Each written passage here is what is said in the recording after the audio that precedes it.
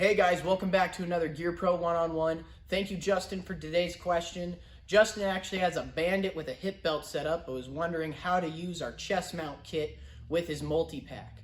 So guys, if you haven't seen, we have a chest mount kit that's 4 pieces that you can take our Recon Bino harness or our multi-pack, and instead of having a harness and a pack on, you can just set it up directly to a hip belt and shoulder harness of your pack. So today I've got our H2 gun runner here, and I've already got a couple of the buckles on here. The top buckles are pretty explanatory. You just hook them onto this D-ring here, and you're gonna do that to both sides. But then we've got this bottom section with this clip, and I'll show you here on this side. You're just going to take the black part of the clip here. You're gonna run it through the top back part molly loop of your hip belt. And then just with a good push, you're gonna just snap it into place.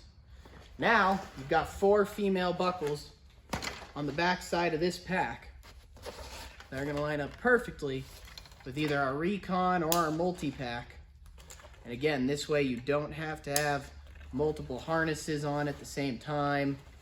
You're gonna have a chest rig just hooked right up to your pack.